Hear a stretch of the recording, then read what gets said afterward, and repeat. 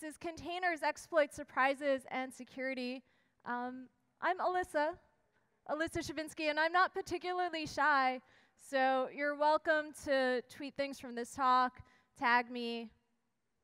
And this is a 100% independent talk. Thank you to Container Days for supporting for me to be here, and also for my company that has nothing to do with containers. So that gives me a lot of room to actually be, like, I don't have to be corporate or constrained in what I say here, which I think is really useful. So software is eating the world. That was Silicon Valley in 2011. It seemed like really insightful then. And it felt very true. But now, containers are eating software. It's why we're here in this very well-chosen spot. But it's not just that containers are taking over architecture. It's also true that insecure defaults are eating our AWS instances. Let's talk a bit about what we're talking about. What is Docker? Can I get some answers from the audience? What is Docker? You're supposed to know this. All right, we'll feed it to you. Docker is, according to its website, the world's leading software containerization platform. That may or may not be true. Their promise is, among other things, security, to deliver applications safer across the entire lifecycle with built-in security capabilities and configurations out of the box. So for me as a user, I'm going to think that I just run it, and that's it. Out of the box. But in fact, there are a lot of security issues with Docker. This just came out very recently. A series of malicious cryptojacking files were stored on Docker Hub. Everyone here familiar with Docker Hub? Yeah, you know Docker Hub. Docker Hub, you have some expectations. So these files were downloaded more than 5 million times over the last year, used to mine about $90,000 worth of Monero. And Docker Hub seems like really official, you know, like the App Store. So you're going to think that the things you download from Docker are good to go. But in fact, there's like quite a history of complaints and issues, starting back from September 2017. And more recently, it was just equated to a crypto mining botnet. For ordinary users, just pulling a Docker image from Docker Hub is like pulling arbitrary binary data from somewhere, executing it, and just hoping for the best. I would talk more about Docker, but it's my opinion, it's the opinion of a lot of people that Kubernetes is really like where it's at and what we should be focusing on. So I had to give a hat tip to Docker, and they certainly got a lot of this started. But Kubernetes is, Kubernetes is very interesting right now. And according to Google, Kubernetes is the industry-leading open source container orchestrator. And I'd argue that actually is true. This diagram shows what we could call defense in depth, which is, the concept that you're able to create security among many layers. Like, you've got, your data that you want to protect in the middle, and then you've got all of these other layers outside of it protecting it. So in theory, you can do really good isolation in Kubernetes. In theory, you can isolate your data, you can isolate your metadata, you can isolate your account, all these things that are here that are maybe a little hard for you to see in the audience, but I'm going to post the slides. You've got your container right in the center. And Google is now saying that containers are the Google way. That took me by surprise when I read this. Like, really? Containers are the Google way? Wow. Each week we start over 2 billion containers. From Gmail to YouTube to search, everything at Google runs in containers. So I guess that just establishes what we already know because we're here, which is that containers are really important. But container security is really complicated. So security is always kind of hard. Security is like, it's not a light space, and it's a space where things matter. You're protecting money or sometimes protecting people's lives. The CIS benchmarks is one excellent resource for security in general, but the problem is you go into the CIS benchmarks because you want to set up your Kubernetes today. It's like, well, here's issue, 3.1.15. It's a lot. There's a lot of issues there, and they're not prioritized. So it can be like really difficult to figure out how to make sense of all of this. My takeaway is that Kubernetes is really great at scale at these companies where you have people to support doing all the configuration, but that if you're just like a 1 or 2 person startup, it's hard for me to imagine how you're going to do all of that. There's so much to figure out. I think that's a big opportunity for people here. If someone wants to produce content around how to do like security in an easy way, people really need that. And I'd love to talk about fancy exploits, because I'm a fancy girl from New York. But the truth is, the things that are really impacting security out in the wild, it's not the fancy unicorns and the cats riding on the fancy unicorns. And it's not Meltdown Inspector for the most part. It's just good old misconfiguration. That's really the theme of this talk. We could all go now and just drink beer, but I appreciate that you're going to stay. Try and make it interesting for you. So let's talk about hacking Kubernetes. We're used to taking strong measures to protect user data, but we're not used to taking such strong measures just to protect our S3 buckets. Who wants our S3 buckets? Turns out everyone. There are hackers fighting over these clusters to mine. I saw this on Twitter.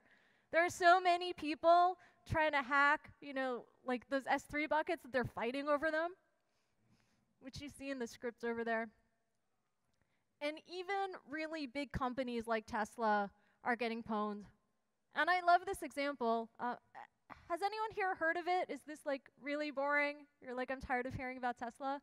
No? Okay, good. I think this is such a good example because Tesla is, a big important company, and you'd think that they'd be able to lock down their stuff. But no. Monero miners infiltrated a Kubernetes console, which was not password protected. So it's like, yeah, it's a really easy mistake to make. Access credentials were exposed to Tesla's AWS environment. So this included an S3 bucket that had sensitive data, like telemetry. But good thing for Tesla, the hackers didn't care about the sensitive data. They weren't after that. They just wanted to mine that sweet, sweet Monero.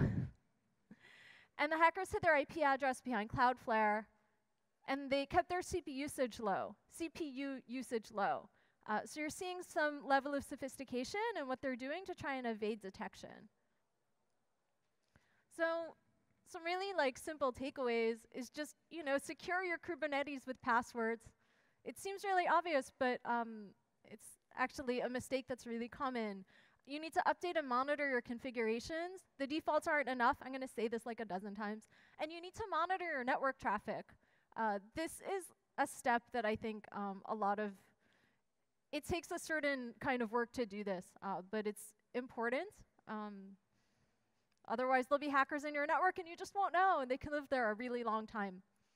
And as with other situations, hackers will leverage one resource to gain access to another. So they're leveraging Kubernetes to get into your AWS. And hat tip to Redlock for doing some very good research on this. Here's an exploit that has been live since 2015. It was just patched. And the Kubernetes team has done, I think a lot of us can agree that they've done a really good job building Kubernetes to where it is now. But it's really common practice to get things to be mainstream and then add security later after it's mainstreamed.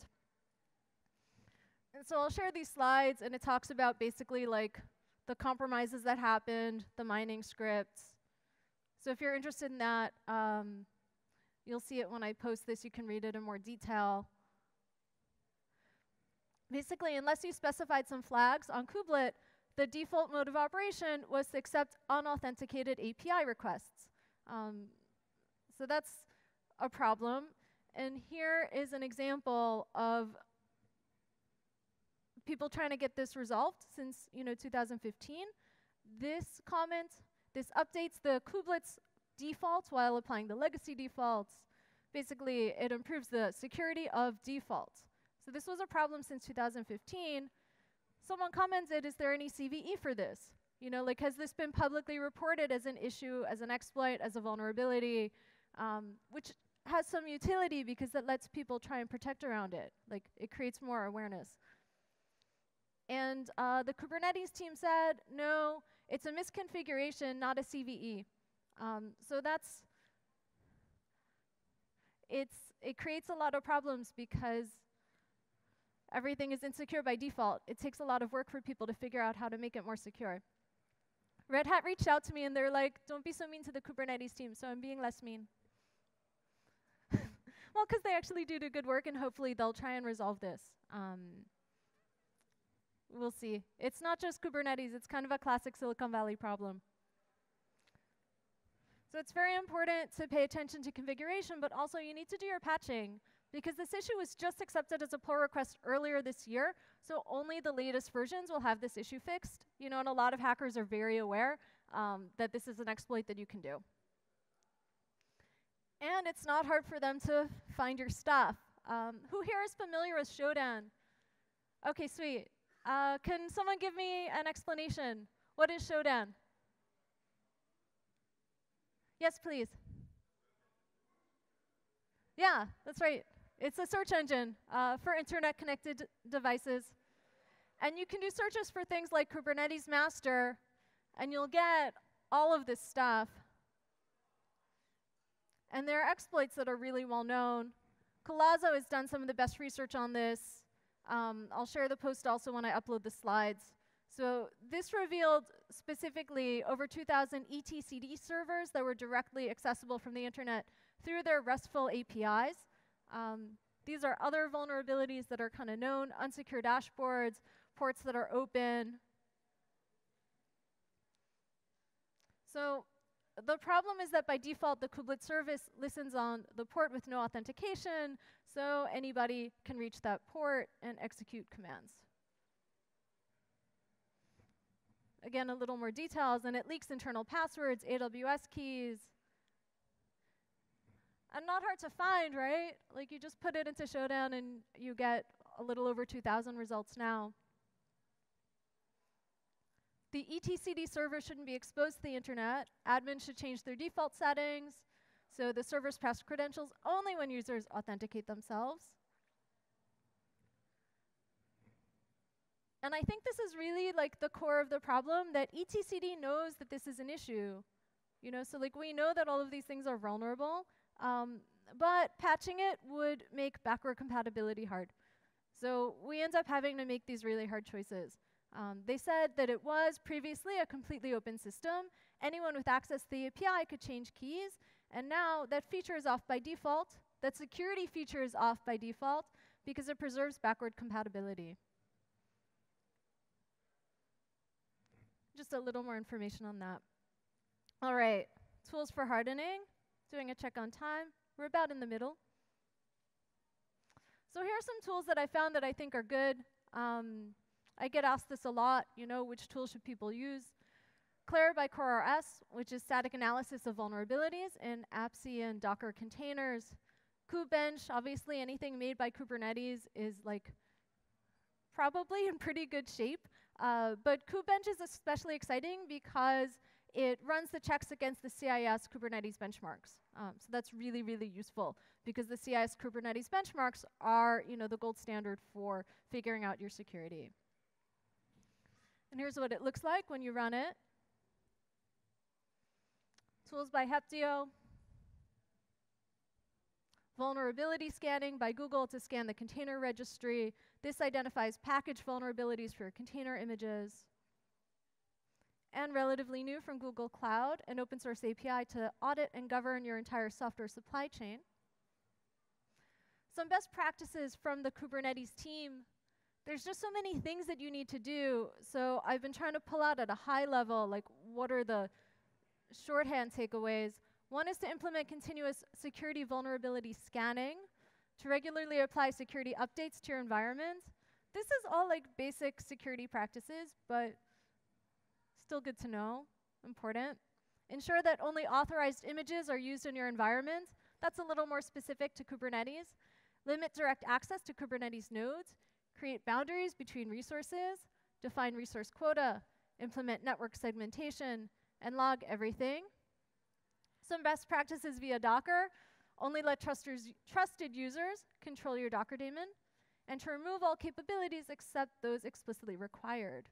And that reduces the attack surface area. A little more on that. Proper tooling is critical. Running your Linux kernels in this very specific way. And to expand upon the default configurations. So let me go back.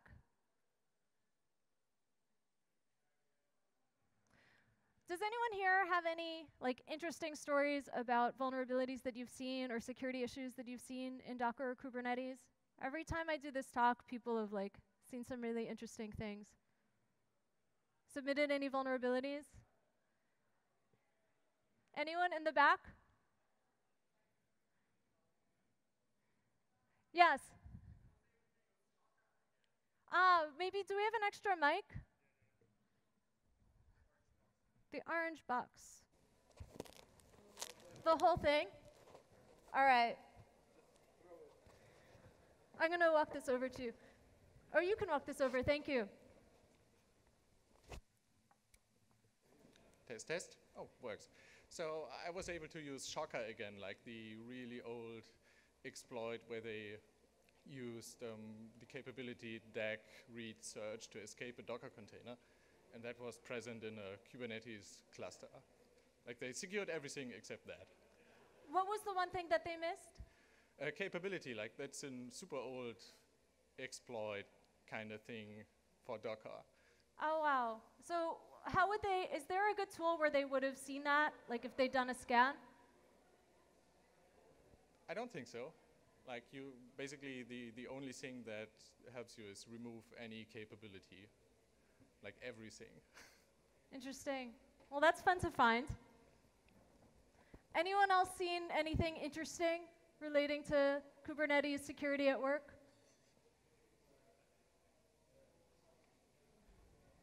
Nothing? No?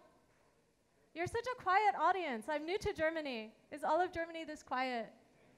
I'm from New York. I'm from Queens. We're so loud. We're so loud. So you have to forgive me for being a little bit warm here. One story. One more story. Anyone here working on security in their offices or in their startups? All right, one more.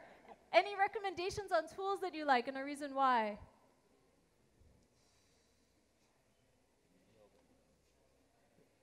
In the back, anyone? This is my confused face. So quiet. All right, do you have any questions then? Any questions on security in Kubernetes and Docker? And anyone, care to kind of defend the practice of having these defaults be less secure? Is there, because it seems to me really strange, but, a lot of, it's so common. Yes? We're bringing you the orange box. Thank you. There's one slide with GRSec on it. Do you use it? Do I use which one? Linux with the GRSec patch set. I haven't used that. You like it though? There's some controversy about it, so that's why I'm asking.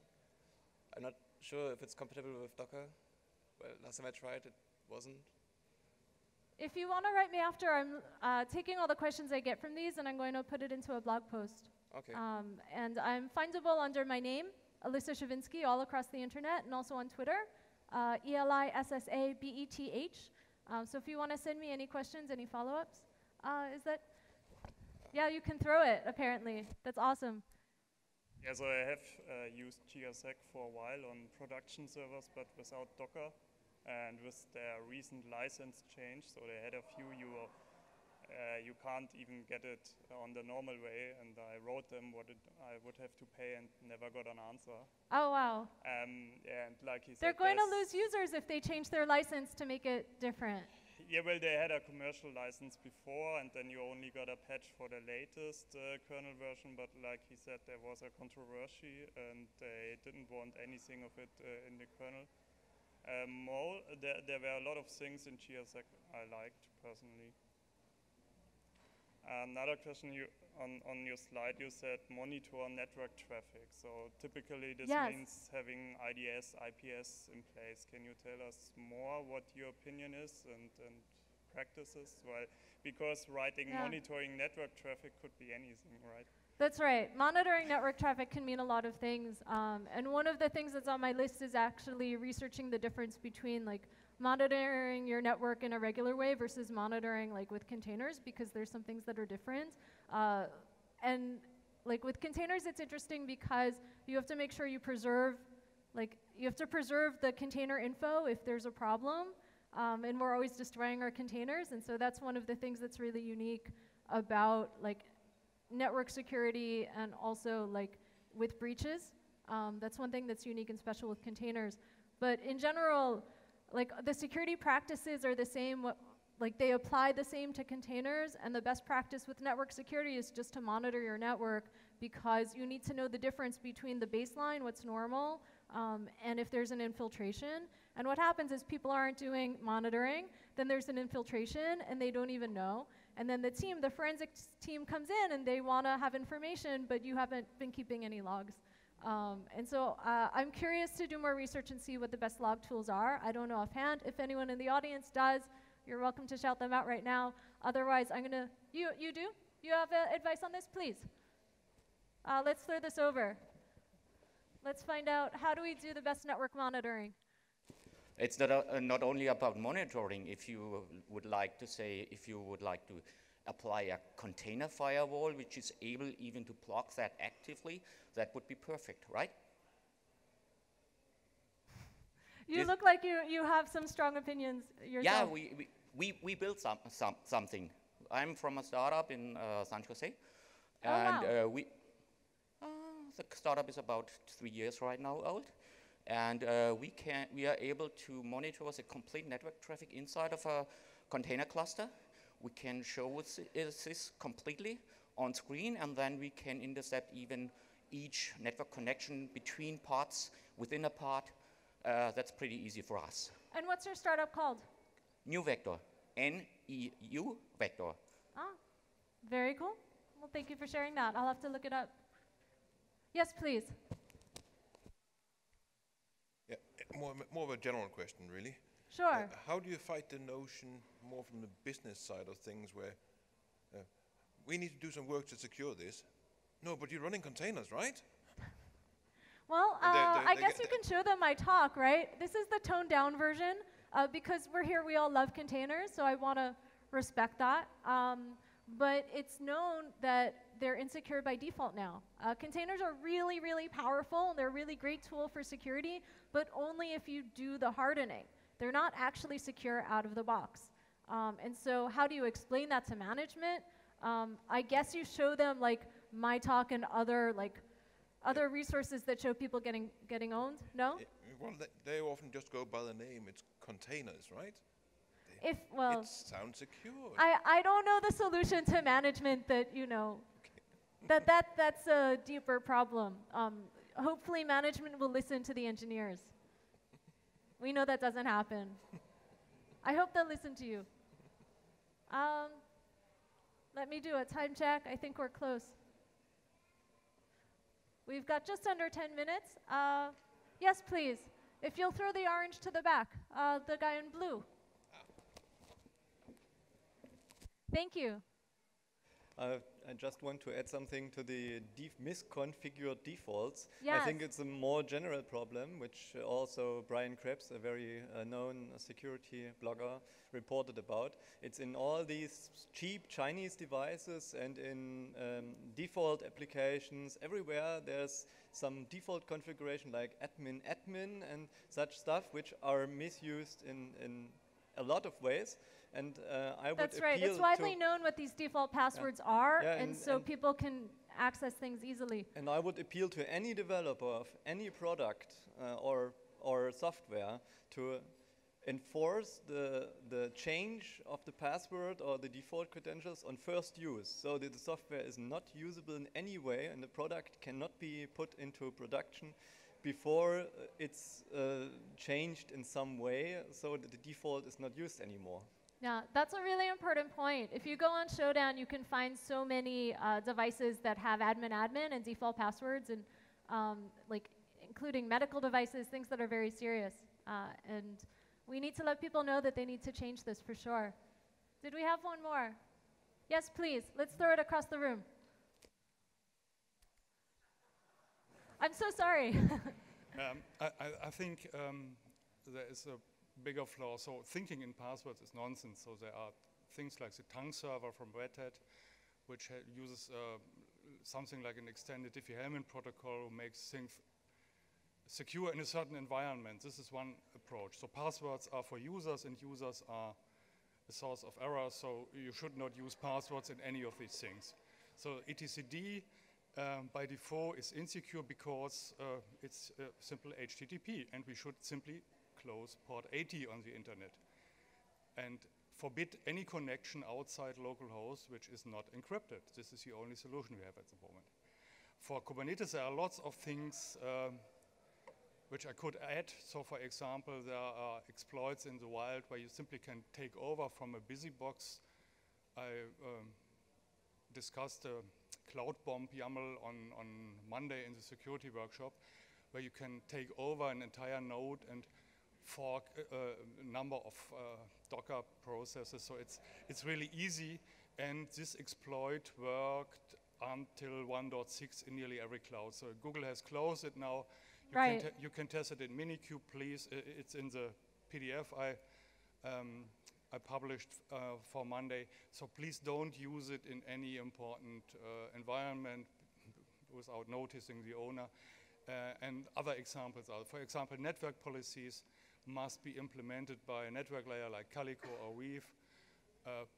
Erkan gave a talk about pod security policy, and then you have to put everything together, and this is the difficulty. So everybody is talking about security, but the complexity of Kubernetes is the complexity of a data center. So you are caring about an entire data center, and this is much too much for a single person or a standard team. It's much too much for a single person. And some of the marketing suggests that one person can get things going, and you can get it up and running, but it's a lot for one person to do the security for it. And to their credit, Google is really closing a lot of these bugs now, which is like excellent. But we need to be aware of the ones that aren't closed yet. Let me do one more time check. Yeah, let's do one more question. All right, anyone who loves Kubernetes and wants to say something about that? No? Yes, please. Okay. In your opinion, does Docker containers make it easier to secure your application? Because they make it very easy, from my opinion, to apply SE Linux or use the kernel capabilities methods. Right. Like, is Docker easier than other things? Yeah, when you compare to traditional applications, so just installing your application on a plain Linux host versus putting it in a Docker container with the scanner we saw, and then applying these additional methods. Right. Just your opinion. Right. At this point right now, I think that using the managed services from groups that are reliable around security is the easiest thing. That's the truth. Is Docker, like straight Docker, easier to secure than like other things? I don't know, because there's so many things that end up being like exploits that you don't expect. You look at, you know, Docker Hub and the like $90,000 of Monero mining that was happening, and that's something that a regular user wouldn't know to avoid. So I think it's really easy to run into problems. I think Jessie Frizzell was doing really great work at Docker on the security space, but she's moved on. She's at Microsoft now.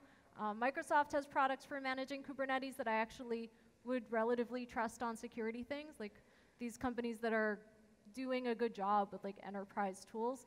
are putting that work in. But you're smiling because it's like not the answer. I wouldn't recommend an individual who doesn't have security background just uploading and using Docker and being like, I'm done. I think you can get into a lot of trouble because there are like misconfigurations, as we're saying, or you're like downloading the container image isn't good. There are a lot of problems you can run into. But the truth is, from the point of view of people like me who are like security people, we think that kind of launching anything without really having a security background puts you at a certain amount of risk. The good news is usually people aren't after you. So we all get away with a lot. All right, I'm going to close this down. Thank you so much for coming. Thank you for caring about Kubernetes, caring about security. Yeah, I'm not shy, so where's my... We'll get to the last slide. This one entertains me. A round of applause for me. Because I'm not shy, I'm from Queens. Thanks for the great talk. Yeah, and wait, I want to applaud you as well, if that's okay. So this is for the team. This is a well-organized event.